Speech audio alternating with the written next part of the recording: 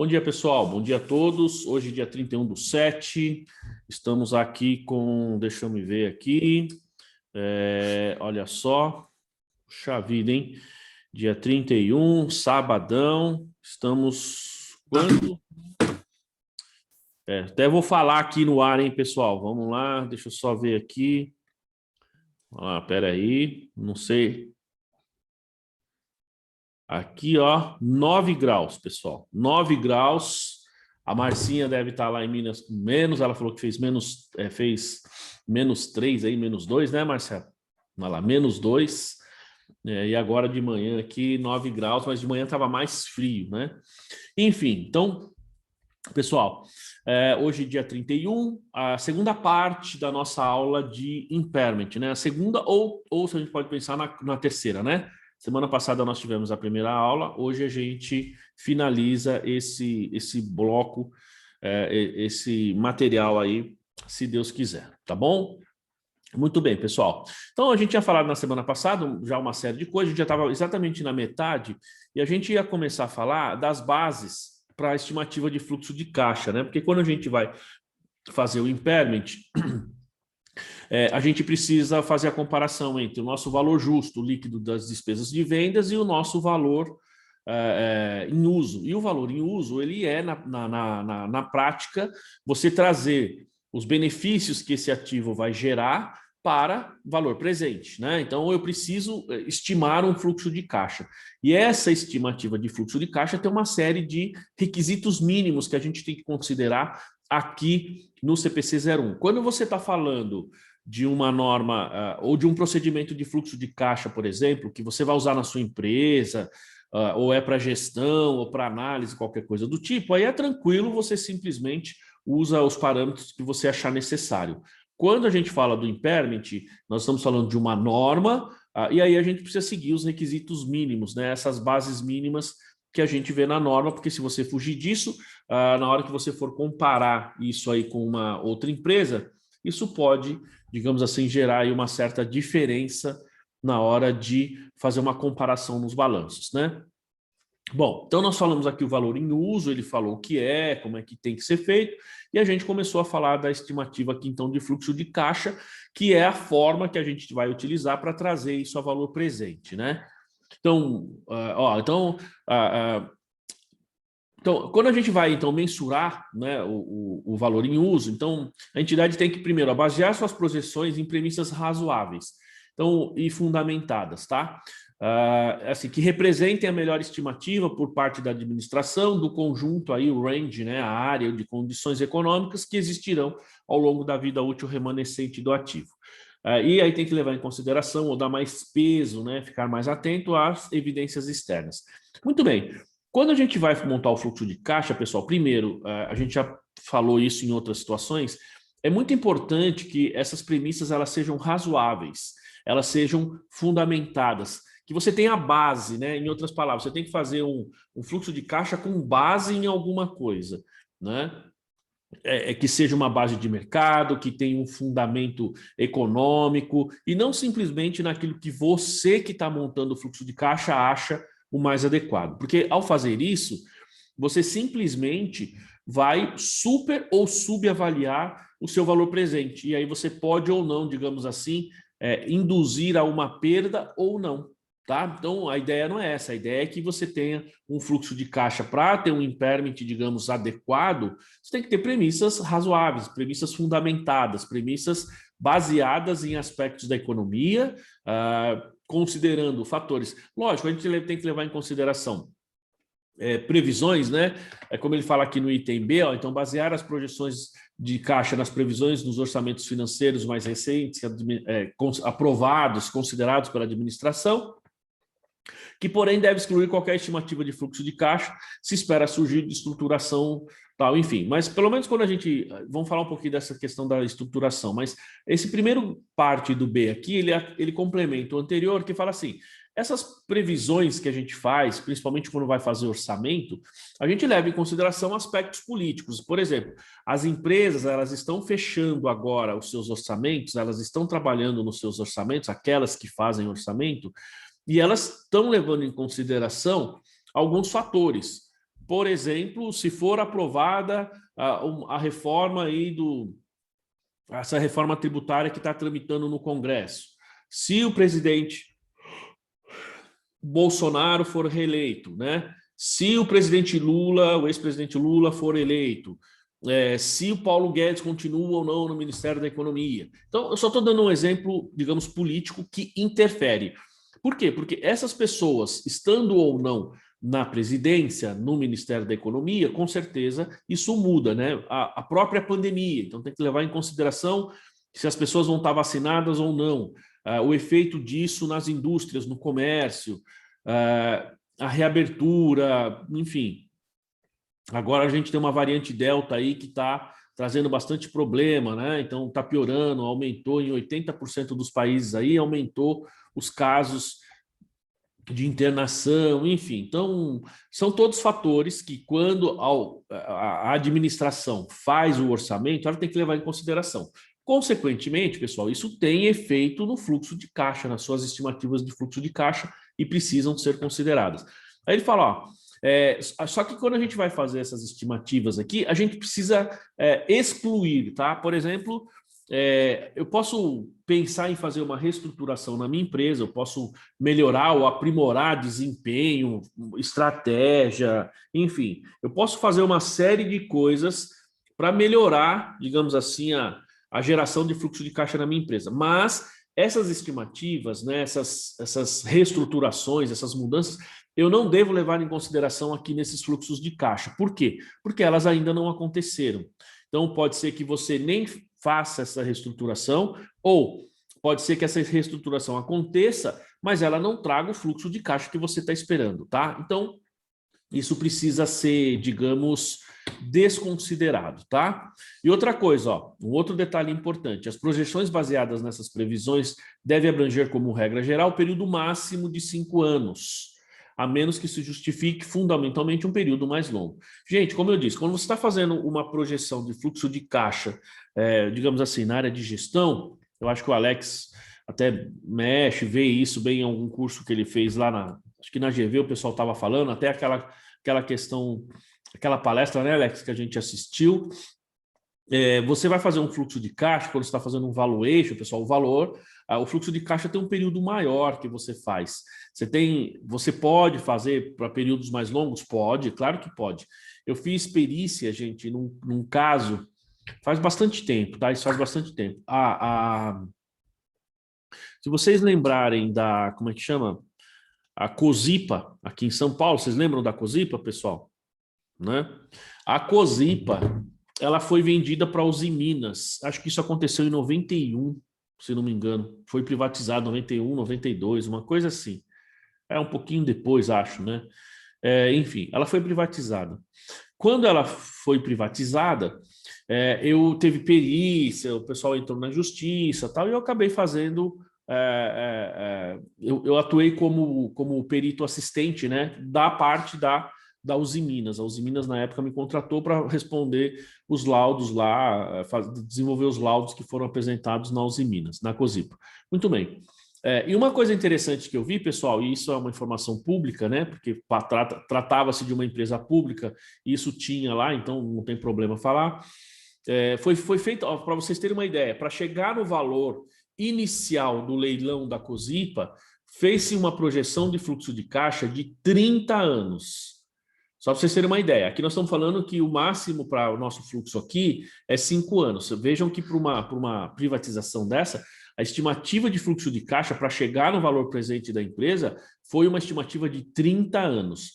E por quê? Porque você está falando de uma indústria de grande porte, tá? Então, quando você está falando de uma empresa pequena, uma empresa média, ou mesmo uma mega empresa, né? Vocês ouviram o próprio Eduardo falando da empresa dele, que é uma empresa grande e tal, uma indústria. Então, quando você vai fazer esse tipo de projeção, você tem que levar em consideração a geração desses fluxos de caixa. Né? Não é uma coisa tão simples assim. Mas aqui, para fins de impairment, pessoal, tem uma série de razões que ele vai falar, a gente tem que fazer por 5 anos.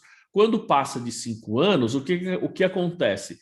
essas estimativas elas ficam muito, digamos, subjetivas. E aí, para fins de reconhecimento de perda, você pode ter ali uma estimativa muito fora da realidade, quando ela fica muito longa, e então não representar a realidade, você, como eu disse, ou reconhecer ou não uma perda, mas levando em consideração que esse não reconhecimento ou reconhecimento pode se dar não pela, digamos assim, pela... Puxa, fugiu o termo lá que está no CPC, né? Mas assim, pela representação fidedigna, mas você pode ou não reconhecer por conta de um viés, que não seria o adequado. O objetivo aqui é que você faça uma estimativa que represente fidedignamente o valor, supostamente o valor da empresa naquele momento, ou melhor, o valor dos ativos que você está estimando, tá? Outra coisa, ó, estimar a exploração de fluxo de caixa para além do período abrangido, então, além dos 5 anos, ou orçamentos mais recentes, pela extrapolação das projeções baseadas em orçamentos ou previsões, usando uma taxa de crescimento estável ou decrescente para os anos subsequentes, a menos que uma taxa crescente possa ser devidamente justificada. Então, quando você vai fazer essa estimativa, pessoal, eu não posso usar uma taxa crescente. Você está falando de um ativo que vai ser utilizado, que vai perder a sua capacidade de geração de valor, então você tem que usar uma taxa ou constante ou decrescente, tá? Isso faz todo sentido, porque ao longo do tempo esses ativos vão, digamos, perdendo a capacidade de gerar benefícios, né? Perdendo não, ela vai diminuindo, né? Diminui, ela consegue gerar menos, muitas vezes ela gera menos, porque você vai falar, não, mas a máquina continua trabalhando do mesmo jeito quando era no início, perfeito, só que ela tem mais gasto com manutenção, por exemplo. Então, o lucro que ela gera é menor. E essa taxa de crescimento, então, não deve exceder a taxa média de crescimento de longo prazo para os produtos, setores, país ou país nos quais a entidade opera, tá? Ou para o mercado no qual o ativo é utilizado. De novo, a menos que se justifique fundamentalmente uma taxa mais elevada. Eu não posso prever uma taxa de crescimento, digamos assim, quando eu estou falando de uma estimativa, a empresa vai produzir muito mais ou vai aumentar os preços, né? Se há um aumento nesse sentido, consequentemente o meu lucro aumenta e eu tenho um valor presente diferente. Bom, pensando dessa forma, eu tenho que levar em consideração taxas médias, pessoal. Não posso fazer uma taxa fantasiosa. Não, minha empresa vai crescer 10% ao ano. Minha empresa vai crescer 20% ao ano. Bom, se justifica isso? Sendo que o PIB no Brasil está previsto, aí, acho que para 4, 5, 6%. Né? Nem na China você tem um crescimento desse tipo. Na China você está com um crescimento entre 7, 8, 10%, né? E tudo isso reduzido por conta da pandemia. Então, veja, eu não posso projetar um crescimento do país, um crescimento, digamos, mundial de 5%, enquanto eu vou projetar 12% se o mundo vai crescer 5%, entendeu? Então, isso fica fora da realidade, a gente não deve fazer esse tipo de consideração, ok? E outra, ó, a administração então, ela tem que avaliar se essas premissas que estão sendo feitos fluxos, se eles são razoáveis, tá, pessoal? De novo, a gente tem muita gente aí que foge do razoável, muita gente que vai fazer uma estimativa de fluxo de caixa, mas os caras colocam os números que assim, quando você vê, você fala, nossa, essa empresa vai ser a maior empresa do mundo em 5 anos. E não é bem assim que acontece. Tá? As coisas são bem diferentes na prática, no dia a dia, as coisas são mais difíceis, porque você tem concorrente que entra, você tem problema de legislação, problemas políticos, reformas econômicas, então você tem uma série de procedimentos que influenciam nessas estimativas, então elas têm que ser razoáveis, tá? Bom, e a administração, né, tem que certificar de que as premissas nas quais foram feitas os seus fluxos de caixa estão baseadas, ou seja, que essas premissas estão baseadas, são consistentes com os resultados observados no passado. Ou seja, você fez historicamente um crescimento de 3% ao ano, não adianta agora que mudou o diretor, mudou o controle, não, agora nós vamos crescer 15% ao ano. Não faz o menor sentido, tá certo? Então, precisa haver consistência, pessoal, nessa estimativa, tá? Nessas bases. Se não tiver consistência, o seu fluxo fica furado, consequentemente, o seu valor presente e o seu impairment, tá? É lógico que também, gente, aqui nós estamos pensando, olhando aqui essa parte, digamos, teórica aqui de como montar o fluxo. Uma vez montado esse fluxo, uma vez você desenvolveu a técnica do fluxo, o que ocorre? Você vai, dali para frente, replicar esse fluxo. Então ele vai ficar mais fácil, aí você só vai mudando as premissas, né? Mas, digamos assim, aquilo que você tem que considerar, você vai ter uma dificuldade, muito provavelmente, na primeira vez que vai fazer. Nas outras, você já vai fazer de forma bem mais tranquila, né? Então fica um pouco mais fácil aqui você ter essas premissas, digamos, consistentes ao longo do tempo, né? Para você não ter fluxo de caixa totalmente fora aí da realidade, que é o que mais aparece, viu, gente? Ó, então, geralmente, orçamentos e previsões financeiras para períodos futuros superiores a 5 anos, detalhados, explícitos e confiáveis, não estão disponíveis, né? Então, dificilmente a gente tem uma estimativa superior que seja disponível aí para fins de análise, de consulta. É muito difícil. Por essa razão, as estimativas da administração devem ser baseadas nos mais recentes orçamentos e previsões para um período máximo de 5 anos. Tá certo? Então, ele está, teoricamente, justificando o porquê que você não deve usar uma estimativa superior a 5 anos. Ó, a administração pode utilizar projeções de fluxo de caixa baseadas em orçamentos e provisões financeiras para um período superior a 5 anos, se estiver convicta de que essas projeções são confiáveis e se puder demonstrar sua capacidade, baseada na experiência passada. Ou seja, pessoal, eu quero usar mais de 5 anos? Posso? Tudo bem, pode, mas você precisa justificar o porquê e que aquelas suas estimativas, aqueles seus cálculos, eles vão efetivamente refletir, digamos assim, o valor presente desses ativos que estão sendo mensurados aí para fins de impairment, tá? Porque senão, gente, teve uma vez que eu fiz uma disciplina de orçamento, eu não sei se foi na pós-graduação ou no mestrado, e o professor falou assim, ó, a gente sabe que tem empresas no Japão que fazem orçamentos. Pessoal, fazer orçamento é projeção de fluxo de caixa, tá? Basicamente, a gente chama de planejamento e controle, né? Para 100 anos. Tem empresas que projetam para 50, 60, 100 anos. Então, imagina, se você tem uma empresa dessas, faz um fluxo de caixa tão longo desse tipo, você precisa ter muita certeza de que a sua base, né? Vamos falar assim, a sua base de dados, as questões políticas, enfim, as questões sociais, as questões econômicas não vão se alterar ao longo do tempo. Às vezes o produto vai se tornar obsoleto também, né? Com certeza, Alex, com certeza. Se você pensar isso lá atrás, né? Você tinha, a gente até falou o caso de uma geladeira, por exemplo. Então era muito comum, né? Você ter assim, seus pais tinham lá, compravam uma geladeira, cara, você ficava velho e a geladeira estava lá funcionando, né? Não é assim? Então você tinha aquelas geladeiras antigas, tal. Se foi a Kodak que fez isso, não deu muito certo, né? Exatamente, né? Exatamente, exatamente. A Kodak é um exemplo bastante claro disso, né? Você tem a Kodak, você tem a Olivetti, você tem um monte de empresas que assim, que ao longo do... Hoje a gente usa, por exemplo, o celular, né? O smartphone. Há um tempo atrás não tinha mais, por exemplo, telefone de linha, telefone fixo. Quem tem aí telefone fixo em casa? Alguém tem?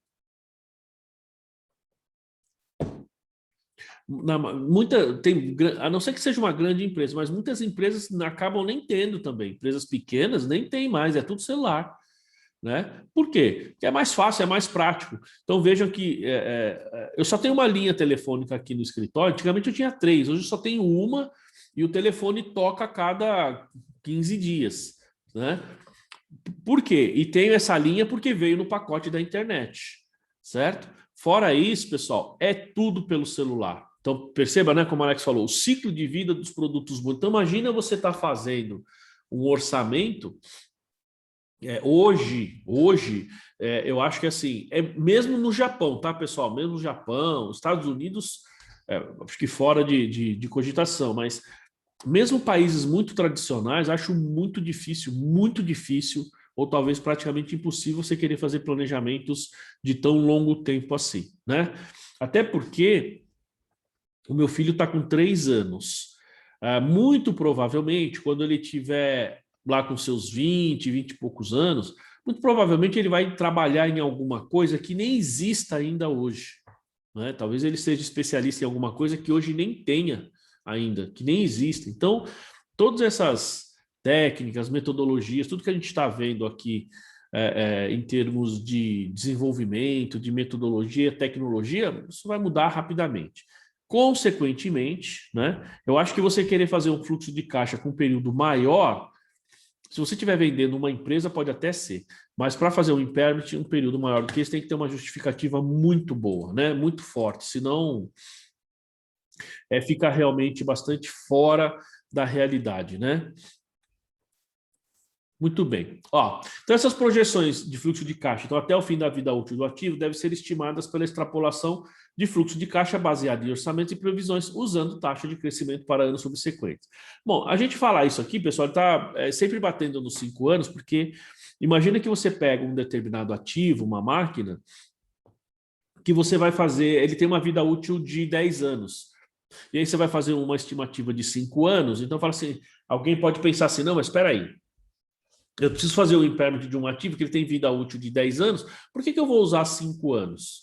Entendeu? Então, essa é a dúvida que pode surgir. Não, mas o correto, inclusive pela norma, tá? É 5 anos. Porque, imagina, você tem uma vida útil de 10 anos, passou, quando você faz para 5 anos. Então, quando finalizou o primeiro ano, você tem 4 para frente, aí você faz mais um ano para frente. Então, você já vai estar chegando no 6º ano, correto? Quando te passou mais um ano, você vai estar você vai estar no final do 2º ano, e aí você vai ter mais um ano para frente, que vai ser o 8º ano, e assim sucessivamente. Aí, quando você chegar lá no final com 5 anos, você vai ter os 5 anos para frente, e aí você abrange toda a vida útil desse ativo, tá? Basicamente, esse que seria aí o procedimento a ser feito. E vou ser sincero com vocês, hein, pessoal? Basicamente, esse seria, para mim, na minha opinião, o melhor caminho, tá? Bom, então, se você usa essas taxas para mudar essas estimativas aí, então ele fala aqui, ó, usando uma taxa de crescimento para anos subsequentes, ela tem que ser baseada em orçamentos, extrapolações, e elas têm que ter uma estimativa adequada. Ó. Essa taxa deve ser estável ou decrescente, né? Porque, veja só, se eu estou imaginando aí um fluxo de caixa superior a um período de 5 anos, eu vou acreditar que, digamos assim, a empresa vai produzir mais, vai vender mais, eu preciso usar uma taxa no mínimo estável, não dá para colocar uma taxa crescente. Como a gente tem várias situações, entrada de concorrente, mudança, ciclo de vida do produto, tudo isso vai mudando, gente, ao longo do tempo, que era o que nós estávamos falando. Então, você tem que usar uma taxa estável ou decrescente, tá? A menos que um aumento na taxa seja condizente com informações objetivas acerca do padrão de ciclo de vida do produto ou setor econômico. Que a gente, ultimamente, pessoal, se apropriar da taxa de crescimento, deve ser 0 ou negativa. Que na prática a gente não vê muito isso, né? Como eu disse, quando você tinha lá a geladeira da sua mãe, quando ela comprou, quando você era criança, você tinha uma situação.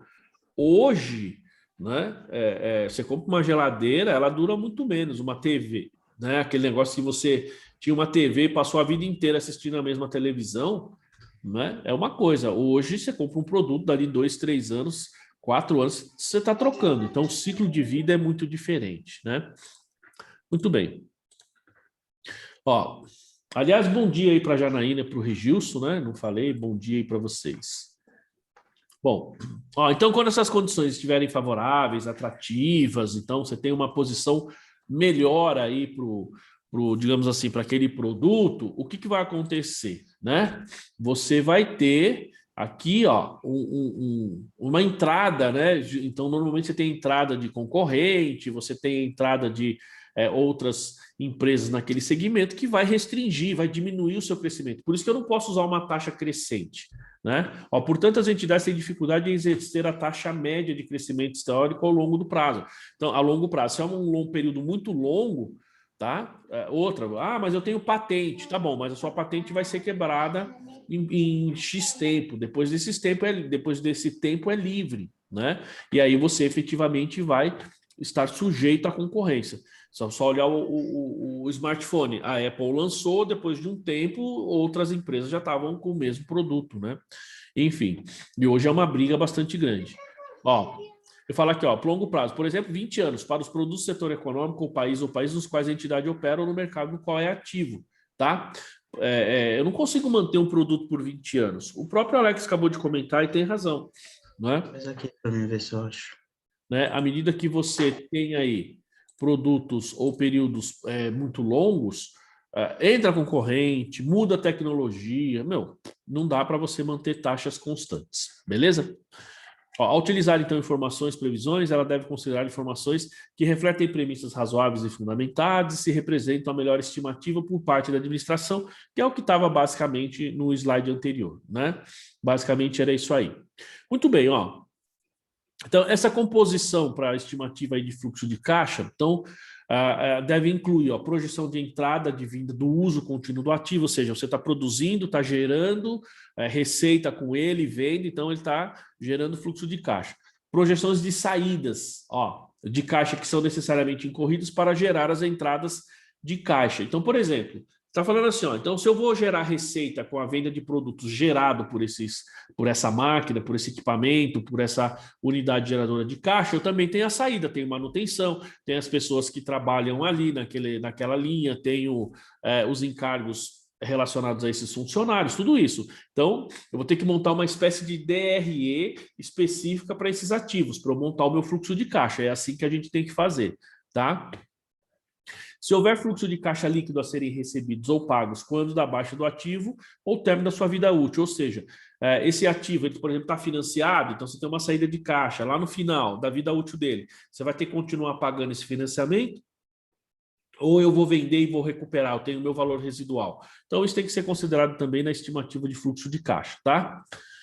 Ó, as estimativas de fluxo de caixa e taxa de desconto devem refletir premissas consistentes sobre aumentos de preços devido à inflação. Então, aqui a gente tem duas situações. Primeiro, a gente tem uma certa dificuldade de prever inflação, né, pessoal? Vocês vejam, a gente está tendo aí um pouco de inflação, um pouco não, né? Bastante. Inflação por conta, digamos assim, eu diria por conta de alguns problemas do governo, que foram agravados pela pandemia, tá certo? O governo, na minha opinião pessoal, não tem conseguido melhorar essa situação, não tem conseguido agilizar ou aumentar a quantidade de empregos ou diminuir, então a inflação está subindo e a gente está numa época aí que está fazendo frio danado aí, né? Enfim, vocês viram, a Janaína aí e o Regilson nem conseguiram acordar cedo aí para entrar na aula, né, né, Regilson? Entraram tarde aí por causa do frio, né? E tá frio mesmo, né? Só o Edu acordou cedo aí, me mandou mensagem, falou, professor, já tô na aula aqui, hein? Aí sim. Olha lá, o Regilson falou, bom dia, ou foi osso hoje, foi difícil mesmo, né? Você vê a Márcia, Regilson, ela fez -2 lá na cidade dela, -2, né? Eu imagino a Darlene, que ela tá de férias, né? Imagina a Darlene que tá em Curitiba, que é frio, nossa, lá é muito frio. Ô, né? professor, ontem o voo congelou as asas do avião lá, né? Né? Então, nossa. Nunca vi. Cara, é muito frio. E sem contar também o seguinte, que você pega um voo, né? Na hora que ele tá no ar lá em cima, a temperatura chega a -40 graus. É complicado. Igual no deserto. O deserto é assim também. Deserto durante o dia faz mais 50, né? E durante a noite faz -30, -40. Ainda bem que avião não é alto, né, professor? Imagina pegar nesse frio. Fazer como, Alex? Não entendi. Ainda bem que avião não é alto, né? Imagina pegar nesse frio. Já pensou? Vixe, eu não pegava de jeito nenhum, né? É verdade. Né? A Janaína falou que essa semana foi difícil. Foi difícil mesmo, viu, Janaína? Nossa, foi bem difícil, foi complicado. Bom, pessoal, deixa eu aproveitar, vou repetir uma coisa que eu falei aí, que a gente já tem a maior parte dos alunos aí. Então, para quem chegou depois, praticamente todas as aulas estão lá já no site, tá? Essa semana, se Deus quiser, graças a Deus, consegui fazer uma força-tarefa aí, subir praticamente todas as aulas. Acho que só tem uma ou duas que eu ontem à tarde, já estava no finalzinho da tarde, não deu mais tempo, porque eu tive que pegar. Agora eu levo e pego meu filho na escola. Agora meu filho estuda em 2 escolas, hein? Aí sim, então imagina a dificuldade, né? Ele fica de manhã em uma e à tarde tem que levar ele em outra escola. E aí a gente acabou não dando tempo de subir o restante dos vídeos, mas a partir de agora, ontem eu criei uma rotina com o meu novo assistente aqui, que está me ajudando, tá, pessoal? Então, por exemplo, a aula de hoje, ela vai estar entre amanhã, desculpa, entre segunda e terça-feira já no canal. Então, para quem perdeu alguma aula, praticamente todas as aulas estão no canal lá, tá, gente? Só está faltando, acho que 1 ou 2 aulas desse mês passado, aula bem recente, mas todas as outras já estão lá, com exceção de uma que eu preciso só classificar, a gente ficou na dúvida. Mas o restante estão todas lá. E agora vai ser um pouquinho mais rápido. E também eu vou trabalhar nesse final de semana, não tanto, né, porque está muito frio, mas assim, o próximo passo agora, eu estava explicando, tá, gente, que nós vamos pegar as aulas e a partir de agora vocês vão assistir essas aulas diretamente pelo site, não mais única e exclusivamente pelo canal, tá? Eu vou colocar lá no canal, mas eu vou deixar lá, mas sem, como se diz, sem ser aberto ao público, né? Porque as aulas têm que ser específicas aí para vocês, tá bom? E tô vendo a documentação, hein, gente? Tá faltando documentos aí que vocês têm que me mandar, hein? Então, vou começar a cobrar, tá? Só para vocês saberem aí. Muito bem, voltando. Nossa.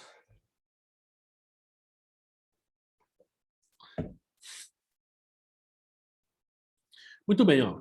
Então ele fala assim, então que a gente tem que levar em consideração a inflação. Então, a inflação é um negócio difícil de a gente estimar, né? Então eu estava falando para vocês, a gente pega, atualmente, a gente tem, por exemplo, desde que esse novo governo entrou, né, o governo Bolsonaro, ele tem tido algumas dificuldades em fazer, digamos assim, a economia retomar tal, né? E aí surge a pandemia, e aí dificulta mais ainda a vida dele, e a nossa principalmente, né?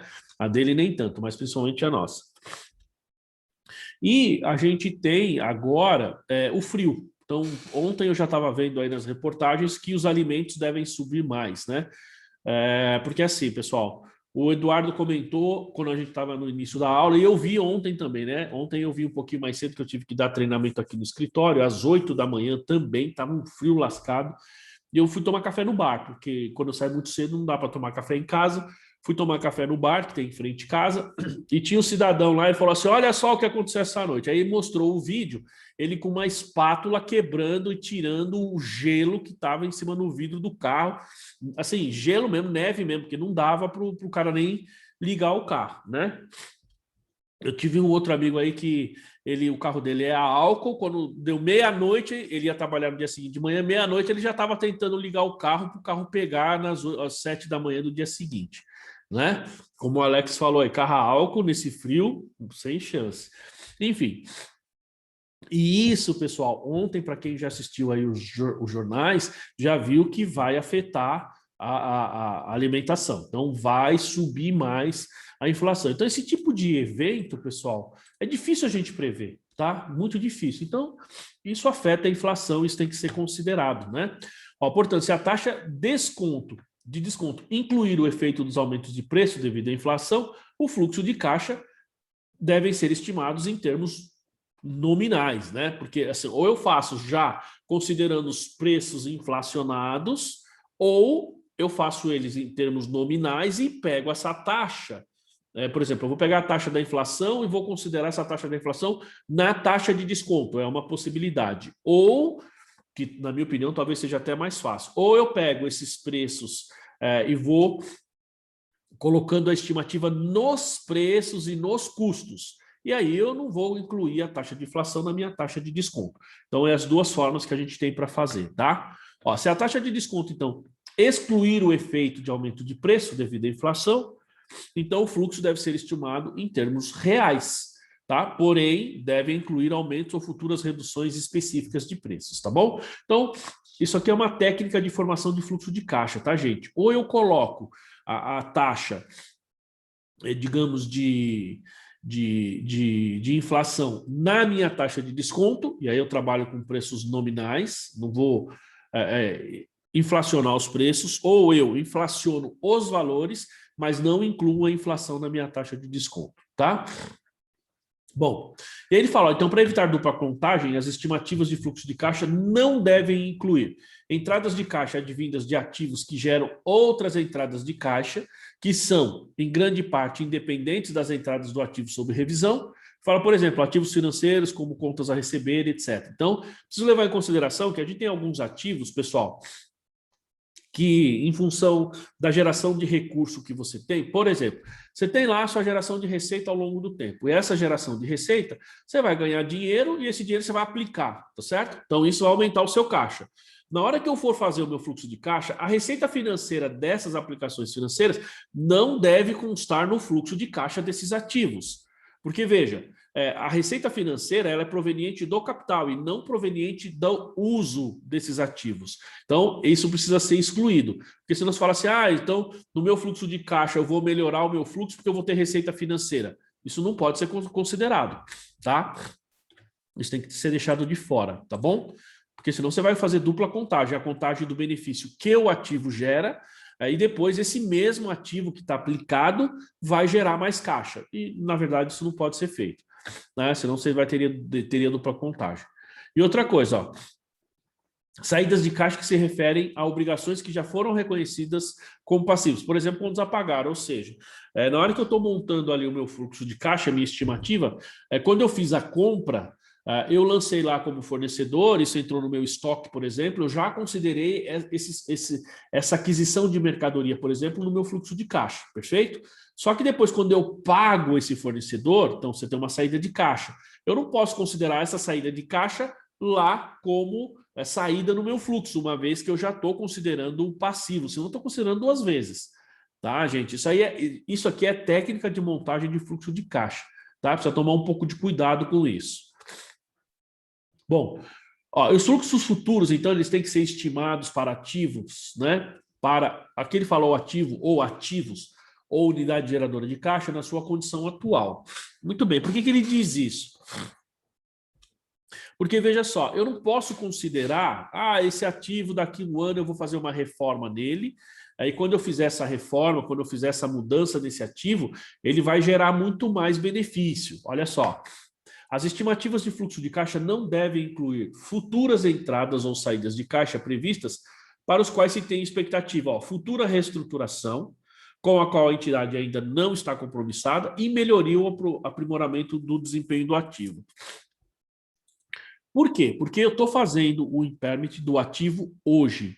Eu preciso considerar esse impairment, eu preciso considerar esse, digamos, esse fluxo de caixa nos meus ativos hoje, tá?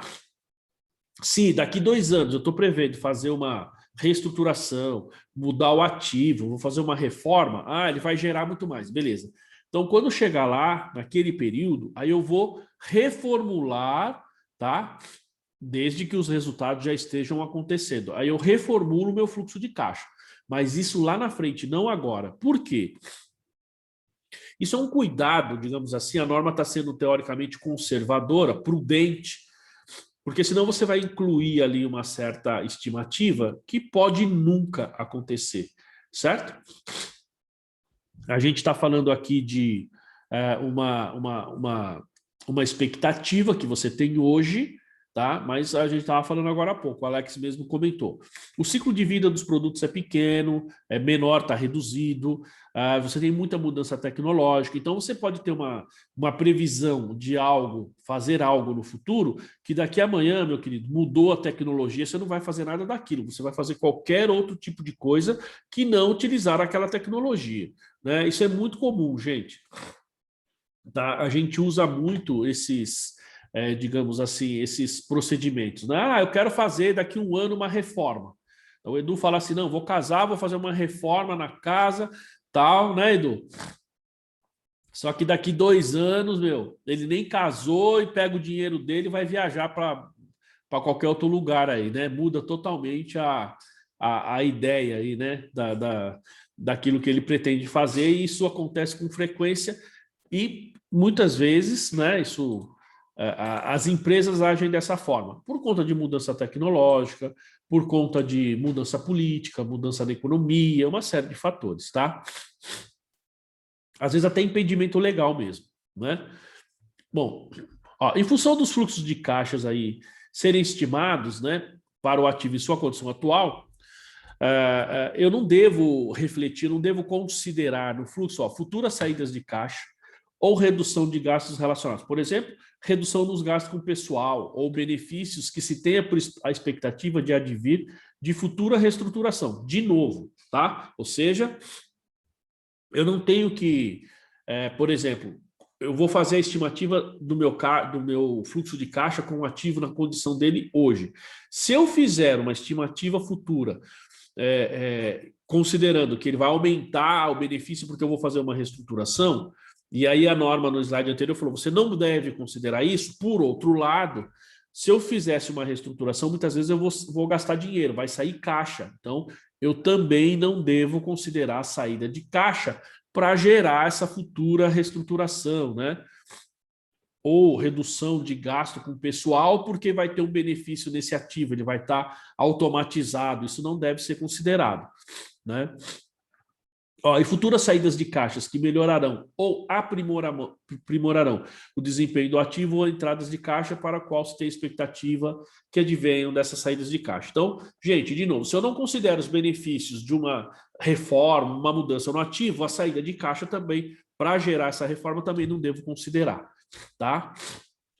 Se eu não considero o benefício, também não devo considerar digamos, a saída de caixa para isso, tá? Não devo considerar nenhum nem outro, ok? Muito bem. Deixa eu só ver aqui que eu tô... Tá bom. Olha só. Então, essas estimativas, elas não devem incluir, então, entrada ou saída de caixa proveniente de atividade de financiamento e recebíveis ou pagamentos de tributos sobre a renda. Então, esses fluxos, gente, eles têm que ser antes dos impostos, né? Então, não tem que considerar pagamento de imposto de renda sobre os ganhos que eu tenho e nem algo que é proveniente de financiamento. Tá? Então, por exemplo, aumento de capital. O meu fluxo de caixa... lembre-se que nós estamos fazendo um fluxo de caixa para projeção do meu ativo, para ver se ele tem alguma redução no seu valor recuperável, tá? Então, quando eu faço um financiamento, esse financiamento vai gerar mais caixa, certo? Ele vai entrar no meu caixa, mas, por outro lado, ao longo do tempo, vai ter uma saída de caixa. Então, eu não posso nem considerar nem a entrada quando da obtenção desse empréstimo, desse financiamento, e nem as saídas dos pagamentos depois. Ou seja, isso aí ele tem que estar expurgado do meu fluxo de caixa. Tá? Só reforçando, pessoal, esse fluxo de caixa aqui para fins de impairment, nós temos que considerar aqueles valores, aquele fluxo de caixa que está relacionado com a geração de benefício do ativo ou grupos de ativos nos quais eu estou querendo fazer um impairment. Eu não vou pegar o fluxo de caixa inteiro da empresa, tá? Por quê? Ali a gente, como eu falo aqui, você tem empréstimo, você tem financiamento, você tem venda de outros itens que não necessariamente estão relacionados com aqueles ativos que você está utilizando. Então, se eu fizer de forma global, eu estou montando um fluxo de caixa para a empresa e aí eu estou fazendo considerações que eu não deveria fazer, né, para aqueles ativos, para apurar aí o impairment desses ativos, tá bom? Por isso que a gente não tem que incluir atividades de investimento, de financiamento e nem imposto de renda. Ok? Ó, então, essas estimativas aqui. Vou colocar aqui, ó. Nossa, meu nariz está... Acho que é o frio, né? Estou com o nariz tapado. Ó, as estimativas, então, desses fluxos de caixa aqui, né? Recebidos ou pagos pela baixa de um ativo ao término da sua vida útil, ou seja, é o fluxo de caixa que você tem lá na realização do valor residual, é determinada de modo semelhante para o valor justo líquido das despesas de venda, exceto que, ao estimar esses fluxos líquidos, né, lá no final da vida útil, ou seja, a realização na venda desses ativos, a entidade deve usar preços em vigor na data da estimativa. Então, eu não posso hoje calcular uma estimativa aí de valor residual, considerando o valor como que ele vai ser daqui 5 anos. Não, eu preciso considerar o valor na data de hoje, Lembrando, pessoal, que a cada ano que passa, essa estimativa aqui de valor residual eu preciso rever, conforme o CPC 27. Eu vou ter que rever, né? E uma vez fazendo essa revisão ao longo do tempo, quando chegar lá no final da minha vida útil, ele vai basicamente, se você estiver fazendo certo, ele vai basicamente representar, né, o valor naquele momento, tá? Então, isso precisa ser revisto ano a ano. Então, ó, ele fala que tem que usar essa estimativa na data aí que você tá pegando o valor do bem, e não lá no final da vida útil, né? Ó, e que operar em condições semelhantes àquelas nas quais o ativo será utilizado, e B, ela não deve ajustar esses preços, tanto para efeito de futuros aumentos de preços devido à inflação, né? Então, eu vou pegar o valor, meu valor residual, não vou pegar o valor a apurar hoje e aumentar ele por conta da inflação, não posso fazer isso. Quanto para os futuros aumentos ou diminuições específicas de preço. Como eu disse, eu não tenho que fazer nenhum tipo de projeção. Vou calcular o meu valor residual hoje, ele automaticamente ele vai afetar o meu fluxo de caixa lá no final da vida útil, e isso, evidentemente, eu vou trazer a valor presente, então isso vai contar para fins de impairment. Só que assim, eu faço isso hoje, considero o valor hoje, sem considerar aumento de preço, sem considerar inflação, sem considerar que esse bem pode vender mais ou menos, tá? Isso não pode ser feito. Tudo bem? E a gente tem, se o fluxo de caixa aí for em moeda estrangeira, né, pessoal?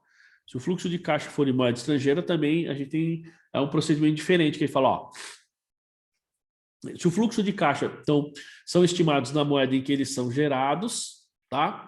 E em seguida descontados usando-se uma taxa de desconto adequada para essa moeda, tá? Ó, a entidade deve traduzir o valor presente usando a taxa de câmbio à vista na data do cálculo do valor em uso. Então, o que ele fala aqui? Ó, você tem um determinado ativo que está sendo utilizado em outro país e está sendo utilizado em outra moeda. Muito bem. Então, todos esses procedimentos que nós estamos vendo aqui, ele deve ser feito considerando o fluxo de caixa na moeda que você está estimando. Então, por exemplo, vamos supor que você está fazendo isso em dólar. Muito bem. Então, todo o fluxo de caixa vai ser calculado em dólar. Ok? Nossa. Uma vez que você tenha todo esse cálculo feito em dólar, fluxo de caixa, estimativo, você traz a valor presente. Quando você tiver esse valor presente em dólar, aí você faz a conversão para a moeda, tá? É o que ele diz aqui, ó. Vamos lá, ó. Ele fala assim: então, o fluxo de caixa são estimados na moeda em que eles são gerados. Então, percebam que eu vou fazer todo o meu fluxo na moeda original dele. Então, desse ativo, se é dólar, se é euro, se é ien, se é qualquer outra moeda aí, né? E em seguida, descontados. Então, na própria moeda, desconto e trago para valor presente. E aí, eu uso a taxa de câmbio à vista ou na data do cálculo do valor em uso. E aí eu faço a conversão, tá? Então, se for moeda estrangeira, é assim que a gente vai fazer, ok? E aqui, pessoal, ele vai dar, vamos falar assim, ele vai falar sobre os procedimentos que a gente tem que usar na taxa de desconto, né? Porque quando a gente usa ou vai fazer fluxo de caixa, vocês devem lembrar, pessoal, quem já fez aí outros cursos de pós, ou quem já fez mesmo na graduação, às vezes a gente tem aquelas estimativas de fluxo de caixa. Não, vamos trazer a valor, vamos fazer a análise, como é que se diz? De investimento. Você vai trazer a valor presente, você vai ver lá a sua TIR, seu VPL, né, o payback, você vai fazer todo esse tipo de cálculo. E aí é o seguinte, ao fazer esses cálculos, normalmente, é muito comum, né, o professor já passar para nós o fluxo montado. Então, você tem o investimento do período 0, investimento inicial, ano 1, ano 2, ano 3, ano 4, ano 5, já tem ali os fluxos de caixa montados, e aí a taxa de desconto é tal, e aí faz os cálculos. Não é assim, basicamente, que a gente tem? Normalmente, você já vem isso pronto para você. Muito bem. Quando a gente fala aqui, nesse tipo de cálculo, no que nós estamos falando aqui, nessa projeção do fluxo de caixa, para trazer a valor presente, pessoal, a dificuldade é, primeiro, montar o fluxo. Tá? Até agora nós vimos para montar o fluxo. Então, o que nós temos? Montar ele no período de 5 anos, não posso considerar aumentos que eu espere que vão ocorrer. Eu não tenho que considerar saídas de caixa para qualquer coisa que vá, digamos, que eu vou investir nesses ativos. Eu tenho que considerar um período, eu falei já de 5 anos, uma taxa ou constante ou decrescente, percebe? Então, são parâmetros que a gente tem que utilizar. Agora, outra dificuldade está na taxa, né? Como eu vou efetivamente usar a taxa? Qual taxa eu devo utilizar? Bom, de cara, se a gente não tem nenhum tipo digamos assim, de forma de calcular, nada, a gente vai usar a taxa Selic. Basicamente, o que a gente costuma fazer é isso, né? Então, Alex, essa é a minha maior dificuldade. Eu diria que não é só a sua, Alex. Eu costumo ver isso aqui como duas formas, tá? Primeiro, a dificuldade na estrutura da montagem do fluxo e depois a apurar a taxa. Cara, apurar a taxa não é um negócio fácil, tá? Então, vamos ver aqui os parâmetros que ele dá da taxa de desconto. É muito subjetiva a taxa, professor. Exatamente. Mas tem uma técnica aqui, Alex, que eu vou mostrar que eu acho que vai ajudar bastante, tá? Ajuda bastante. E aí, muitas vezes, por exemplo, você pega ali o Regilson, tá? Ele está lá no escritório, tem um cliente dele que é diferente. Por exemplo, você pega o Alex ou o próprio Eduardo, né, ou a Lilian, que estão ali na empresa, eles vão lá no financeiro, tal, olha os contratos, você pode até ter uma noção. O Regilson, né, não vai ter essa condição, a Janaína não vai ter. Então, muitas vezes pede ali os contratos para o cliente, tal, enfim. Se conseguir, ótimo, né? Se você conseguir mais dados. Se não, você vai usar, digamos assim, no último caso, taxa Selic, que não seria o aconselhável, mas em última hipótese. Mas vamos lá, eu vou mostrar as dicas e vai ter uma dica aqui, Alex, que eu acho que vai ajudar bastante, tá? Que pode ser realmente utilizada. Então, a taxa de desconto, então, deve ser a taxa antes dos impostos, ou seja, que reflita as avaliações atuais de mercado. Então, eu preciso, quando eu falo antes dos impostos, eu tenho que aplicar a taxa que eu chego lá antes antes de ter aplicado o imposto de renda e a contribuição social, tá bom? E nessa taxa de desconto, eu não posso incluir ali o quanto seria o meu imposto de renda e a minha contribuição social, porque às vezes você tem valores ali que às vezes não atinge a taxa, então ela precisa ser livre desses impostos, tá?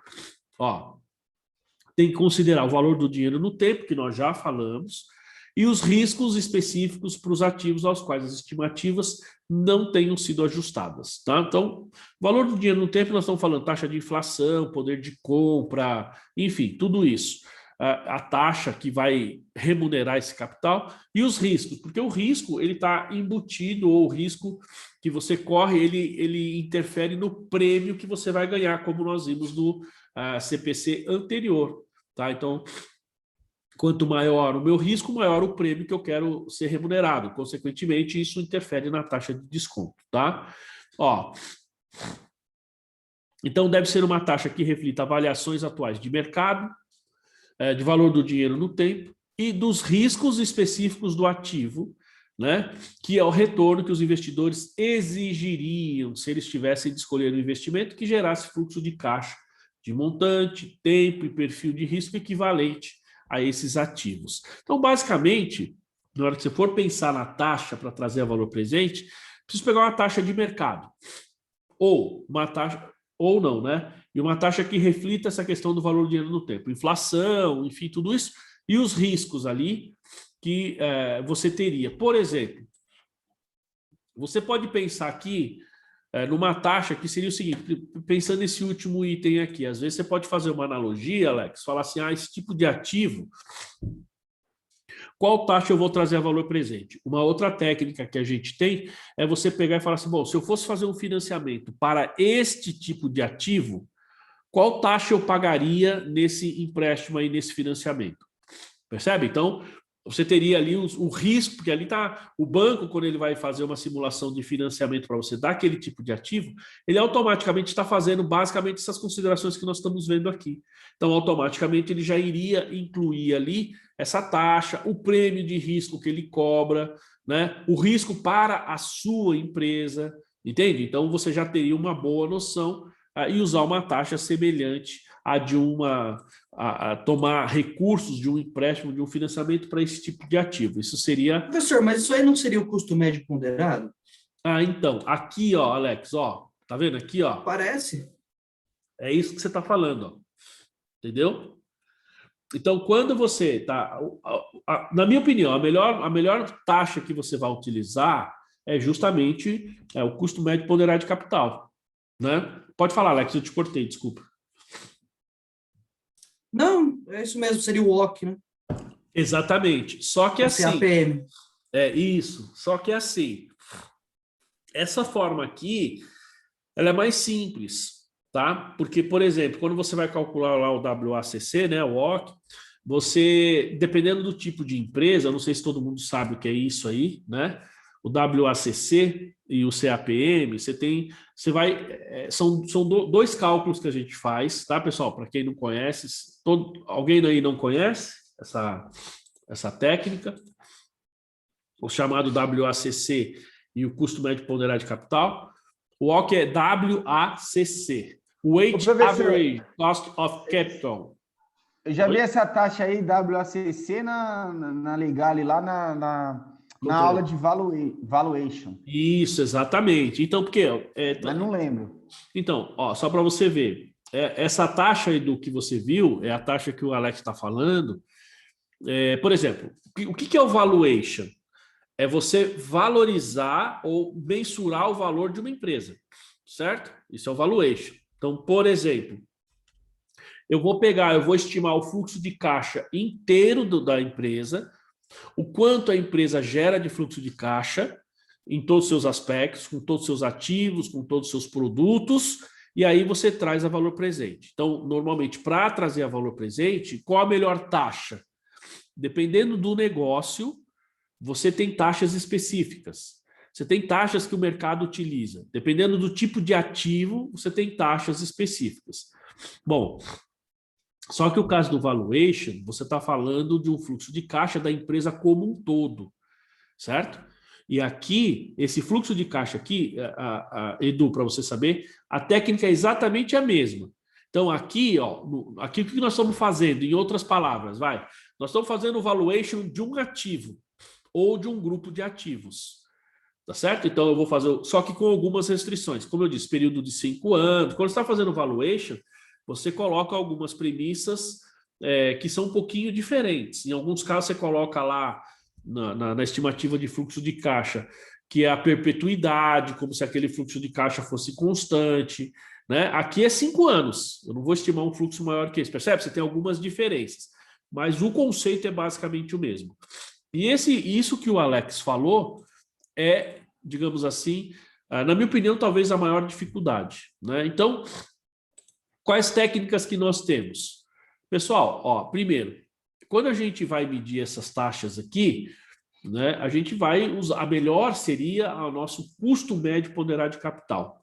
Tá? Então, na verdade, a gente tem duas técnicas. A primeira, eu calculo o custo do meu capital social, né, o custo do meu capital próprio, e aí isso interfere depois no meu custo de capital de terceiros. Eu calculo o custo de capital de terceiros e o custo de capital próprio, tá certo? Os dois. O que é o capital próprio? É o dinheiro investido pelos sócios. O que é o capital de terceiros? É o dinheiro que eu estou buscando no mercado, bancos, empréstimos, financiamentos, tal. Eu vou calcular o custo dessas duas, tem toda uma fórmula para isso, né, Alex? É um negócio meio complicadinho para fazer, né? Não sei se o Alex já fez bem isso na prática, mas assim, é bem complicadinho e mais, principalmente se a sua empresa for capital aberto. Aí é mais complicado ainda. Por quê? Porque quando você vai... Fala, Alex, pode falar. Não, na prática não, mas eu já vi algumas fórmulas de WOC que é feito lá na empresa e a gente utiliza o risco, pega da Standard & Poor's, para o risco do setor. Você precisa ter uma empresa de rating, né, porque ela vai fazer a mesma coisa, ela vai te passar o WOC do setor, né, o risco do setor, a taxa média, mas você precisa ter alguém, vamos supor assim, de nome para ratificar essa informação. Para falar que a taxa uma das quatro. Para falar que a taxa é uma taxa, digamos assim, segura, que você tem aí uma metodologia adequada, né? Porque não é uma taxa que o Alex perguntou para mim, eu acho que é, e vamos colocar lá, não. Precisa ser uma taxa validada, né? E por isso que a gente fala assim, puxa, ó, a taxa, como é que se diz? O rating do Brasil melhorou, diminuiu, tal. Por quê? Porque os investidores, o que eles estão fazendo? Eles vão investir aqui, eles vão medir esse custo aí, essa taxa, tal, eles vão trazer valor presente, enfim, fazer todas as análises e vão falar assim, puxa, não vale a pena, ou vale a pena investir, enfim. Né? Então, não é um negócio tão simples assim para fazer, e a fórmula é complexa. Então, quando o Alex falou, a gente pega isso aí da Standard & Poor's, imagina que você é capital aberto e você está fazendo o valuation aí de uma empresa que ela tem ações, e essas ações elas estão dentro de um grupo de ações, né, numa carteira de ações. E aí, quando você vai fazer isso, eu preciso medir o risco não só da minha empresa, mas o risco que envolve, como o Alex falou, aquele setor, ou seja, aquela carteira de ações, porque você está falando de um determinado segmento, né?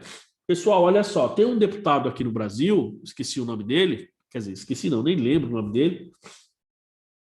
Ele fez uma... acho que é esse rapaz, esse deputado aí que assumiu agora a Casa Civil aí, né? Esqueci o nome dele aí, mas agora já lembrei quem é, acho que é ele mesmo. Ele foi autor de uma proposta que, por exemplo, acho que até 2040, 2050, acho que é 2050, acho que é isso.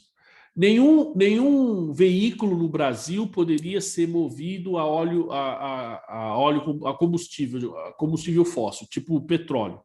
Tá? Então você não poderia, até 2050, todas as montadoras deveriam ter carros elétricos ou com qualquer outra fonte aí de energia que não fosse petróleo. Tá? Então, olha só. Não sei se vocês chegaram a ver isso daí. Tem vários projetos desses daí ao redor do mundo. Bom, qual é, digamos assim, o ponto relacionado a isso? Gente, imagina o que vai acontecer. Vocês concordam, pessoal? Não é? Se alguém quiser comentar aí. Vocês concordam que a nossa, como eu diria, essa questão do, vamos falar assim, do petróleo, ela no futuro vai deixar de existir? Vocês concordam com isso ou não?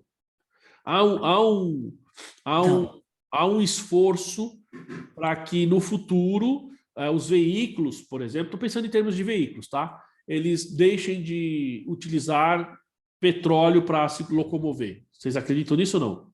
Não, não vai deixar. Você acha que não, Alex? Não. Por que não? Porque é o seguinte, você não tem capacidade de geração de energia suficiente para alimentar os carros e as pessoas, as fábricas, tudo isso. Hoje mesmo, com a crise hídrica que nós estamos vivendo, imagina se os carros fossem todos elétricos. Esquece, você não ia se locomover. Já começa por aí. Né? E a energia, por mais que cada vez mais vem aí a questão de se utilizar novas tecnologias, e eu vejo que o futuro da energia vai ser nuclear, esquece, quem fala aí de energia limpa, hoje a energia nuclear já é mais limpa ainda, não tem nada a ver com 30 anos atrás. Daí o Brasil é vanguarda nessa questão de energia nuclear, tem cientistas muito bons, mas aí tem uma outra questão, né? Essa parada do combustível aí é porque tem 5 países que mandam na OPEP. Então, para quebrar esse monopólio, esse cartel que existe no mundo, por isso que o petróleo é caro, a crise do petróleo não é só no Brasil, é mundial.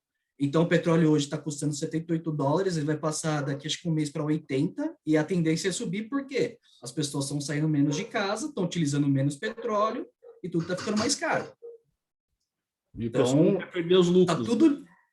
Tá tudo ligado ao petróleo. E aí, quando você vai querer tirar do petróleo para transferir para a energia, tem que se lembrar também que nos Estados Unidos, na Califórnia, se não me engano, lá o pessoal tem muita geração de energia limpa. Opa, legal pra caramba. Só que uma boa parte da energia limpa que eles utilizam, os geradores lá, quando não estão conseguindo produzir, o aerogerador, quando não está conseguindo produzir energia limpa, eles usam energia fóssil, que eles ligam as termoelétricas. E aí é petróleo que utiliza para deixar ligado. Então, indiretamente, você vai estar usando petróleo para estar carregando teu carro. Esquece. Alguém mais aí, pessoal? Tem alguma posição? Bom, Alex, eu concordo em partes com você. O seu raciocínio está corretíssimo, tá? Eu concordo com o seu raciocínio. Mas eu acho que, de alguma maneira, as pressões populares aí, essa geração mimimi que a gente tem, não sei o quê, né? As gretas da vida aí que vão surgir e tal, né? Imagina. Eu tenho certeza que no futuro eu não sei por quanto tempo, não sei se é rápido, se não é rápido, mas no futuro eu acho que a gente deve usar muito mais efetivamente, como você falou, a energia nuclear. O risco é bastante grande, é lógico que, como você mesmo falou, não é aquilo que a gente tinha lá no passado, embora o risco seja grande e tal, mas eu vejo assim, que num futuro, não sei dizer o quanto tempo, de novo, concordo com o que você está falando, porque o que você está falando é real, né? Hoje a gente tem assim, o cara lá usa energia limpa, tá bom, mas estamos na crise hídrica, e você que trabalha numa empresa de energia elétrica sabe isso melhor do que ninguém. Então não tem água, então vamos usar a termoelétrica, aí você precisa de diesel, né? Você precisa de combustível para poder rodar essas termoelétricas. Mas eu vejo que num futuro, em algum momento, isso vai mudar. O pessoal vai achar tecnologia, enfim, né?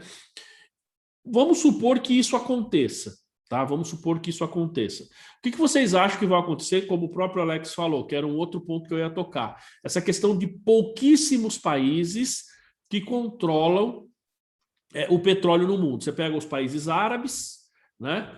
Principalmente, né? Você pega, são os maiores, você pode ver que, a riqueza dos caras lá é uma coisa impressionante. Eu nunca fui para um país árabe. Quem sabe um dia, se Deus quiser, né? Um dia a gente vai ter um monte de aluno aí, a gente vai, se Deus quiser, ir até, sei lá, Dubai, sei lá. E aí, gente, eu já vi algumas reportagens que, assim, você pega esses carrões aí do tipo Ferrari, esses carros que a gente vê eventualmente aqui, né? Em São Paulo, por exemplo, no Rio, porque em outros lugares raramente você vê. Lá os caras deixam, é carro basicamente do dia a dia, muitas vezes você vê esses carros praticamente no lixo, porque os caras têm muito dinheiro, né? Muito dinheiro. Só que se começa a ter, digamos assim, se descobrem, e também não há interesse econômico, né, Alex? Não há interesse econômico de desenvolver fontes alternativas, né? Porque senão esses países, o que acontece com eles? Eles efetivamente vão perder dinheiro, eles vão deixar de comandar aí uma boa parte do mundo, porque essas pessoas comandam, não tem jeito. Se tiver uma fonte alternativa de energia, principalmente se for uma fonte que não dependa de nenhum tipo de empresa. Por exemplo, é o caso da internet, pessoal. Os governos tentam, mas eles não conseguem controlar a internet. Eles não conseguem controlar as pessoas se falando, a comunicação pela internet. Dificilmente eles tem lei, o cara vai lá, manda tirar a reportagem, mas não tem jeito. As pessoas funciona bonitinho, hein? Oi? Na China e Cuba funciona bonitinho esse controle aí. Mas eles têm jeito de burlar, né, Alex? Lá eles mudam o IP. Oi? Não entendi. Eles mudam o IP e usam mais a Deep Web. Exatamente, exato. Então, aí tem alternativas, né? Tem alternativas. É por isso que eu digo que o Alex tem razão. No caso de China e Cuba, agora, nesses protestos aí, o governo foi lá e bloqueou a internet. Mas ainda assim, há meios, né? Há meios das pessoas, digamos, continuar se comunicando. É bem difícil, né? Aqui o Brasil acho que não conseguiria, cara. O Brasil. Professor, só uma informação sobre essa questão do combustível, não sei se o pessoal acompanhou aí, que a Porsche está desenvolvendo um e-fuel, que é um combustível limpo. É a gasolina deles, né? Vai ser produzido no Chile. Então, eles já estão desenvolvendo uma gasolina sustentável com fontes renováveis. Essa é a ideia deles. Então. E colocar isso para funcionar em breve. Então, você vê que no Brasil, Alex, nós somos pioneiros, aí, se eu não estou enganado, no biodiesel, por exemplo, né, no biocombustível, que é feito a partir da... álcool, professor, década de 80. Não, então, você vê, a gente... Então, aqui em São José dos Campos, lá, você vai na Embraer, tem o primeiro carro lá, o Polara, se não me engano, a álcool. Olha lá. Então, você vê que o carro a álcool, acho que ele surgiu lá nos anos 70, né, como você falou aí, justamente por conta da crise do petróleo que teve. Teve uma crise do petróleo lá nos anos 70, acho que por causa da guerra Irã-Iraque, se eu não me engano, se eu não estou enganado. E aí o Brasil desenvolveu o carro a álcool. Então, essa é uma tecnologia brasileira, né? E que eu acho interessante. Podia ter aprimorado mais, o Brasil poderia ter, mas não tem muito interesse. O Gurgel também. O Gurgel também, que foi um carro nacional, né? E não teve, digamos assim, não teve muito interesse da como é que chama? Da indústria de forma geral, do governo de forma geral, para poder desenvolver, né? Porque assim, você tem os interesses econômicos, a dificuldade é essa. Você tem os interesses econômicos e aí o pessoal não se desenvolve muito. No caso do Brasil, além só não só do álcool, mas a gente tem, no caso do, só lembrando, acho que o Eduardo vai lembrar, quando surgiu o Gurgel, ou quem assiste novela aí, tinha uma novela que não me lembro o nome da novela, sei que tinha uma novela da Globo que o cara estava lançando um carro lá na novela. E esse ator era o Tony Ramos. E o carro era um Gurgel, era justamente com a finalidade de promover o Gurgel, né, na época aí. Enfim. Mas hoje a gente vai além, né, Alexa? Hoje a gente tem o chamado biodiesel, aí, o biocombustível, que é feito não com a cana-de-açúcar, mas com o bagaço da cana-de-açúcar. Não sei se vocês sabiam, eles pegam o bagaço da cana-de-açúcar, eles processam e aquilo gera uma energia, né? O Brasil tem condições de fazer esse tipo de procedimento, mas não tem interesse. Essa é a questão, não tem interesse. Eu vou ser bem sincero com vocês, pessoal. A gente pensando nessa questão do combustível, e por que a gente entrou nela? Porque se há uma discussão bastante grande com relação ao desenvolvimento, ao combustível, ao final, digamos assim, no futuro, isso significa que o valor dessas empresas, o fluxo de caixa desses países, digamos assim, vai cair no futuro, né? O raciocínio do Alex é muito bom, mas eu acho, viu, Alex, como você mesmo falou no início, a gente tem um ciclo de vida tem mudado muito. Eu acho que em algum momento alguém não é que vai descobrir, as pessoas vão começar a utilizar tecnologias diferentes. Vou dar um exemplo, porque a gente tem carro que é movido a água, já existe. Nós temos um carro, eu não sei quem que desenvolveu aí, tem um veículo que ele é movido a gás carbônico, né?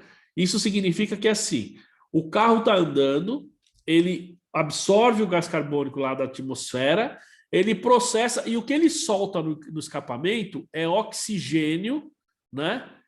Livre de gás carbônico. Então, isso melhoraria, inclusive, os níveis de oxigênio que nós temos no mundo, tá? Só que você acha que um projeto desse vai para frente? O cara vai conseguir levar isso para frente uma vez que isso vai derrubar, por exemplo, a Petrobras? Né? E outra coisa interessante, em termos de combustível, eu acho engraçado, porque o Brasil, a Petrobras diz que nós somos autossuficientes. Se nós somos autossuficientes, primeira coisa, por que eu preciso importar petróleo? Que o Brasil importa. Porque o nosso combustível, as nossas refinarias não suporta o peso do nosso petróleo, que é muito pesado, teria que investir bilhões, que já foram roubados, para modernizar, e por isso tem que comprar o petróleo lá de fora, que é mais leve, mais limpo. Isso é o que acontece com a Venezuela também, né? A Venezuela briga com os Estados Unidos, mas eles importam o petróleo dos Estados Unidos justamente porque tem uma situação parecida. Mas esse é um ponto. Outro ponto.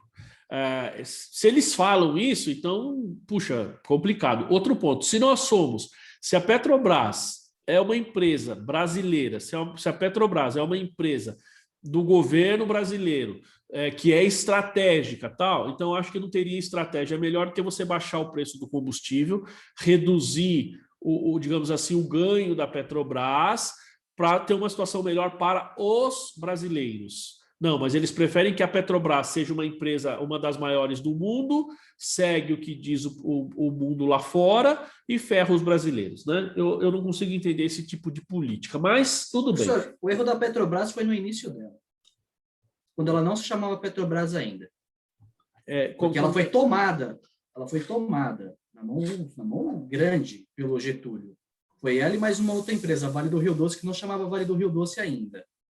Ela foi tomada. Foi garfadaça, porque a primeira jazida de petróleo descoberta no Brasil foi na Bahia. Aí quando começou isso, girar... Como era o nome da Petrobras, do primeira? Então, vou pesquisar aqui, eu te mando, cara. Não estou me recordando, mas ela foi garfada. Era para ter um mercado aberto no Brasil de petróleo. Então, deveria ter. Se não me engano, foi os Gimli, lá o dono do Copacabana Palace, que investiu na pesquisa de desenvolver, na procura de jazidas no Brasil. Então, Foi eles. aí é complicado, né? Porque você tem situações desse tipo e no final há interesses, digamos assim, do governo, sei lá, enfim, né? Eu não vou dizer, não é do Bolsonaro, é de todos, porque isso acontece desde sempre.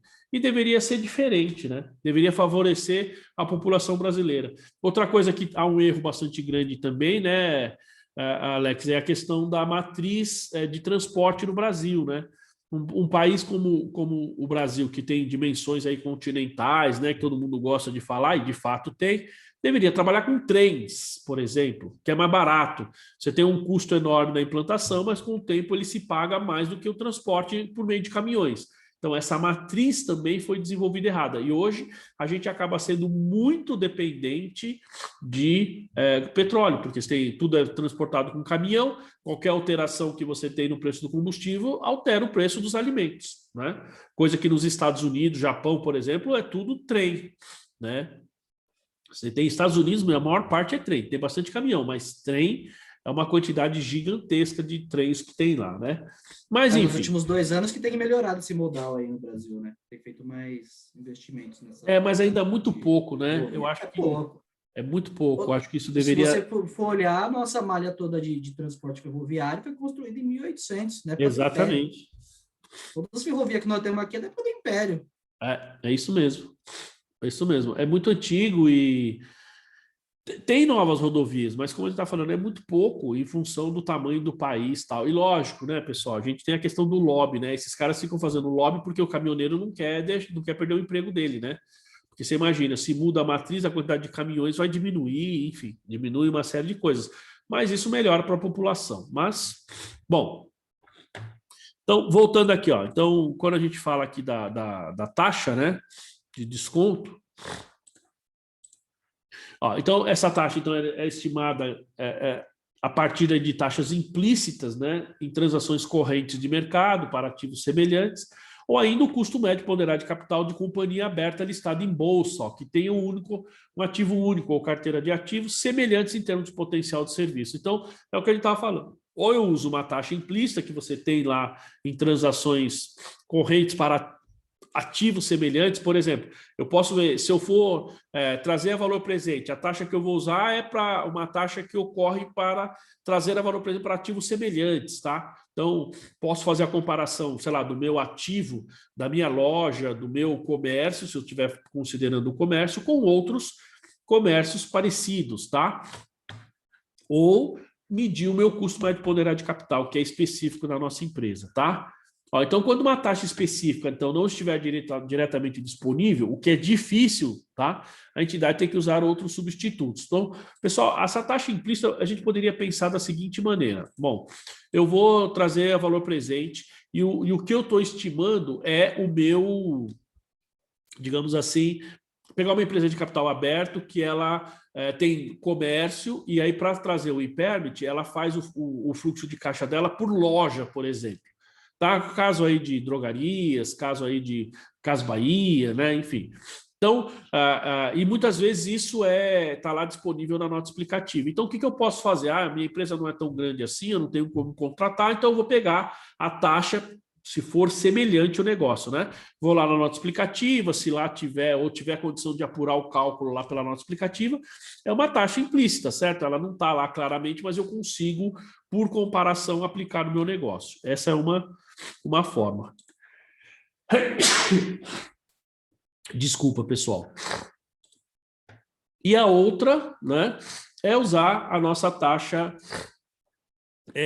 nosso custo médio ponderado de capital. Veja que aqui, Alex, é mais simples, ó, esse modelinho aqui, tá? Vejam que aqui eu estou pegando, ó, os meus financiamentos de longo prazo, as minhas debêntures, empréstimos, financiamentos, tudo que você tiver, tá? Então, ó, por exemplo, eu tô devendo aqui, eu tenho um empréstimo de 300 mil, um de 450 e um de 120, ok? Essa aqui acho que você consegue usar mais fácil lá na sua empresa. Nossa, me dando um ataque de espirro. Então, isso representa 870 mil aqui de empréstimo. A taxa de cada um desses empréstimos, ó, desse 300 é 10,8. Esse de 450 mil debêntures eu vou pagar 7,5%, e os empréstimos aqui, a taxa anual é 14,3, tá? Aí, pessoal, então isso aqui está no contrato, basicamente. Aí, eu vou fazer aqui a proporção que cada uma dessas operações tem dentro do total do meu capital de terceiros. Então, por exemplo, 300 mil dentro de 870, ele representa 34,5, tá? Meu Deus. Seria isso aqui, ó. Então, eu vou pegar aqui, ó, a proporção que eu tenho aqui, né, daqui para cá, ele dá 34,5. Deixa eu mudar aqui, ó. Ele vai me dar aqui 34,5. 10% é a taxa direta, né? Vamos falar assim, ó. Daqui, ó. Isso aqui para cada um aqui. Agora, os 450, quanto que ele representa dentro dos 870? Nós temos 51. Os 120, quanto que ele representa? 13%, tá? Uma vez feito isso, o que eu vou fazer? Eu vou pegar esse aqui vezes esse. Então, se eu pegar aqui, ó, fazer aqui, ó, 10,8 vezes 34,5, eu vou ter 3,7 e assim sucessivamente, ó, até aqui a minha taxa média ponderada de capital aqui, ó, né, considerando os meus empréstimos de terceiros, seria 9,6%, né? Então eu poderia aqui a princípio usar essa taxa, entendeu? É um pouquinho mais simples utilizando isso daqui, Alex. Se você, bem mais. Muito mais simples, muito mais simples. Então, é o que eu falei, você vai pegar lá na sua empresa, você vai pegar todos os empréstimos e financiamentos, você lá na contabilidade muito provavelmente tem acesso fácil a isso, né? E vendo esse acesso, o que você vai fazer? Você vai considerar os percentuais que está no contrato, o quanto cada um desses empréstimos representa no total, e você consegue fazer essa coisa. Você não precisa pegar a taxa, muitas vezes, da carteira, é mais simples isso aqui. Isso aqui, vamos falar assim, é um cálculo de taxa de desconto ponderado mais simples do que o WACC, que é mais, você tem mais considerações a ser feitas. Professor, né? Deixa eu tirar uma dúvida, então. Eu tenho lá os contratos de empréstimo, que eu estava lendo, inclusive, essa semana. Os juros dele mensal lá do capital de giro é de taxa CDI mais uma taxinha específica lá. Tá. É essa taxa que eu tenho que pegar para fazer esse cálculo? Basicamente, ó. Então, quando você vem aqui, ó, essa taxa aqui que tá vendo, essa taxa anual aqui, ó, seria essa que você está falando. Então, por exemplo, é Selic mais CDB, CDI, mais não sei o quê. Isso. Entendeu? Sei lá, qualquer taxa que seja, é essa taxa que faz parte ali da taxa do que está sendo remunerado esse empréstimo ou esse financiamento. Isso. Aí eu faço vezes o que ela representa no total. No total dos seus... Só dos empréstimos. Tudo que você tem de empréstimo, tudo que está gerando capital na sua empresa. Tá. Entendeu? Aí você multiplica uma pela outra. Aí você vai ter a taxa média ponderada de capital. Só que assim, essa ponderação aqui, ela é uma ponderação do capital de terceiros e não uma ponderação considerando o capital próprio. Porque quando a gente fala o WACC, o WOC, né, a gente fala custo médio ponderado de capital, porque ali eu estou ponderando capital próprio e capital de terceiros. Aqui é uma ponderação só do capital de terceiros. Que, assim, né, é muito mais simples, é muito mais fácil e esse aqui é o exemplo aplicado na própria norma, entendeu? Vamos ver se ele fala aqui de novo, ó. Quer ver? Ó. Então, tiver, ó, a entidade deve usar substitutos. Então, por exemplo, deixa eu ver se ele fala aqui. Não, acho que ele fala no anterior, deixa eu ver. Ó, a partir das taxas, ó, tá vendo? Essa taxa é estimada a partir de taxas implícitas em transações correntes de mercado para ativos semelhantes. Tá certo? Então, se você consegue fazer essa comparação, ótimo. Ou ainda do custo médio ponderado de capital de companhia aberta, listada em bolsa, tal, semelhantemente em termos de potencial de serviços e risco, tal. Se você consegue aplicar o WACC na sua plenitude, ótimo, tá? Porque ele é mais completo. É mais completo, o cálculo, digamos assim, é aceito universalmente, não é um cálculo só usado no Brasil, no mundo inteiro, mas é mais difícil a utilização dele. Tá? Esse aqui é um cálculo mais simples e também aceito. Então, valeria a pena usar essa metodologia, que é mais simples, é mais fácil. Tá bom? Dúvidas aí, pessoal? Certezas?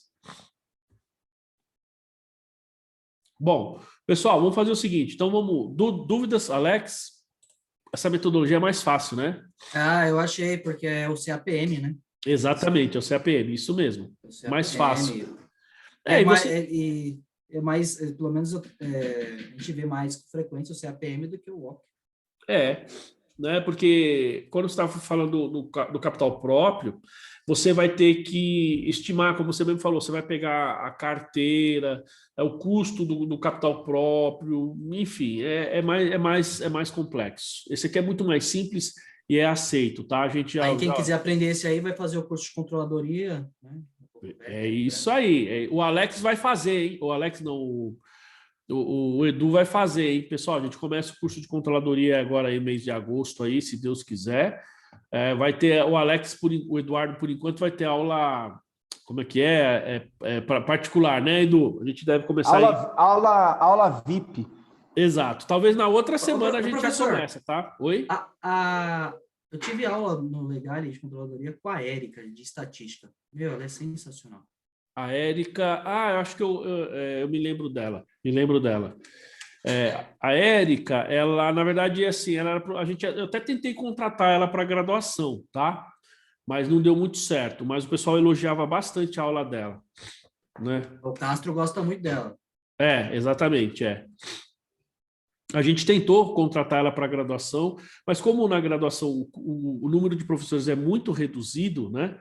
Então, quem sabe aqui no nosso curso de controladoria eu trago ela aí para... A filha do Castro, professor, para aula de marketing, Aline, né? Isso, ela é doutora nessa área, né? Ela é doutora nessa área. Palavrão aqui, vai falar para você, viu? A minha, te contar, cara. Eu nunca tive uma aula de marketing absurdamente boa, integrando tudo a controladoria, coisa que eu nem imaginava. Pena que eu tive, acho que 2 dias de aula com ela, só porque foi muito rápido. Isso. Mas sensacional.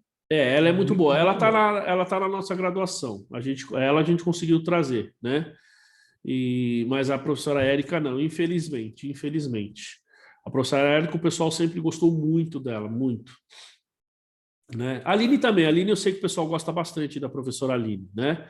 E nessa área de comunicação, que ela é doutora nessa área, ela realmente... Eu nunca assisti uma aula dela, mas eu sei que o pessoal gosta e elogia bastante, principalmente quando ela está falando especificamente da área, né? Porque ela manja muito mesmo, ela é muito boa nessa área, né?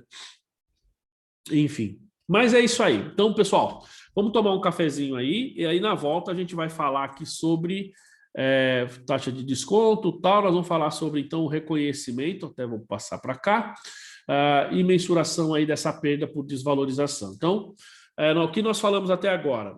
Falamos o que é o impairment, que ele tem que ser comparado com o valor contábil e o valor realizável, e o valor realizável é o valor justo líquido das despesas de vendas ou o valor em uso. O valor em uso é toda essa técnica que a gente estava falando aqui. Trazer a valor presente, fluxo de caixa, a taxa, né? Então, feito isso, agora nós vamos, então, reconhecer. Apurei, fiz isso. Teve perda? Então, nós vamos ver como que a gente recupera essa perda e depois, efetivamente, como que a gente faz a reversão e faz a divulgação de tudo isso. Tá bom, pessoal? Então, eu vou finalizar aqui e a gente volta aí daqui 20 minutinhos, tá bom? Então, até daqui a pouquinho.